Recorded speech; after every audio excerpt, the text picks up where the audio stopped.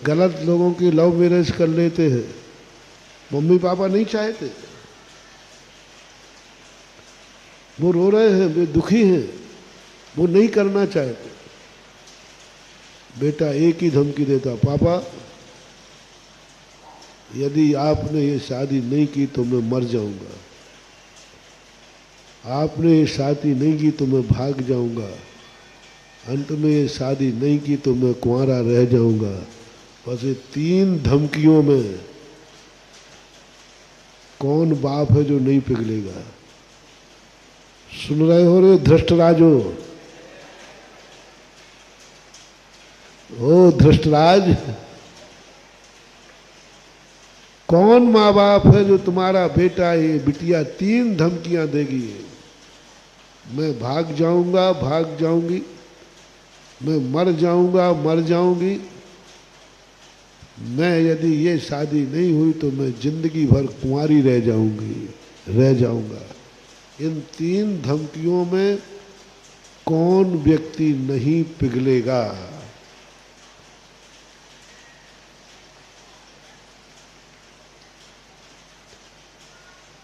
देखो प्रैक्टिकल हो जाएगा, वैसे ही वैसे हाथ मत उठा देना।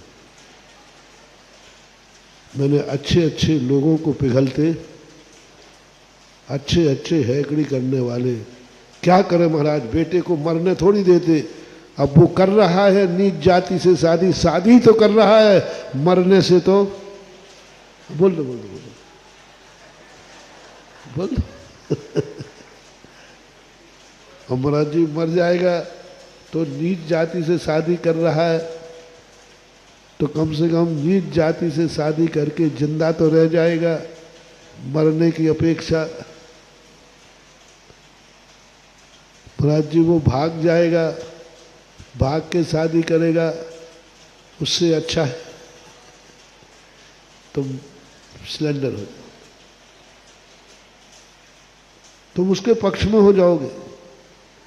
उसने ये तुम्हारा वीक पॉइंट पकड़ लिया, वीक पॉइंट पकड़ लिया। कोई नहीं मरने वाला है, ये धमकी है। जितने गलत लोग होते हैं कभी नहीं मरते, मरने वाला कभी गलत करते ही नहीं है। ये सब उनकी धमकियां होती हैं, ये पैटर्न होते हैं। यही तो हुआ दुर्योधन, ठीक दुर्योधन ने अपने पिता का वीक पॉइंट पकड़ लिया, वीक पॉइंट पकड़ लिया कि पिताजी मेरी हर इच्छा पूरी करेंगे। धृतराष्ट्र कहते थे बेटा ऐसा मत कराओ। पिताजी शकुनी मामा की बात नहीं मानते थे धृतराष्ट्र। शकुनी मामा दुर्योधन से कहलवाता था। जुआ खेलने की बात आई, बहुत मार्मिक प्रसंग है वहां। शकुनी ने कहा कि जुआ खेलो और मैं जीतूं, तो उसने कहा ऐसे नहीं, राजाज्ञा से धर, कभी भी पांडव तुम्हारे साथ जुआ नहीं खेलेंगे, क्योंकि वो व्यसन के त्यागी हैं। दुर्योधन ने कहा हम जुआ खेलेंगे, नहीं वो जुआ नहीं खेलेंगे, वो सदाचारी हैं, वो जुआ नहीं खेलेंगे। तो जब नहीं खेलेंगे तो फिर क्या उपाय है? लेकिन वो राजा की आज्ञाकारी है। उनके पास, धर्मात्मा के पास सबसे बड़ी एक कमी होती है, वीक पॉइंट कहो या अच्छाई कहो, कि वे अपने बड़ों की आज्ञा का पालन करते हैं, उनको नहीं टालते। तो पांडवों को जुए पे बुलाना है तो राजाज्ञा कराओ, और वो नीतिज्ञ हैं, राजा की आज्ञा टालेंगे नहीं। अपन लोग सोचते हैं कि पांडवों ने जुआ खेला, धर्मराज जैसे व्यक्ति ने जुआ खेला, नहीं, मैंने उसको पढ़ा, मैंने उनको पढ़ा। शकुनी मामा की ये चाल थी।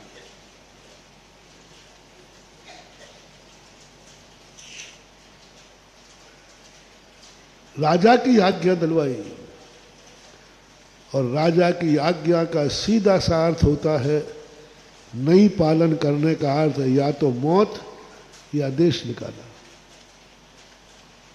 यदि वो जुआ नहीं खेलेंगे तो मारे जाएंगे, देश से निकाल दिए जाएंगे, और खेलेंगे तो हम हरा के उनको देश निकाला देंगे। दोनों हाथ में लड्डू थे। शकुनी कोई कम माइंडेड आदमी नहीं था, बहुत दिमागदार आदमी। डिस्कशन हुआ, श्री कृष्ण जी घबरा गए, राजाज्ञा आई है? बोले हाँ।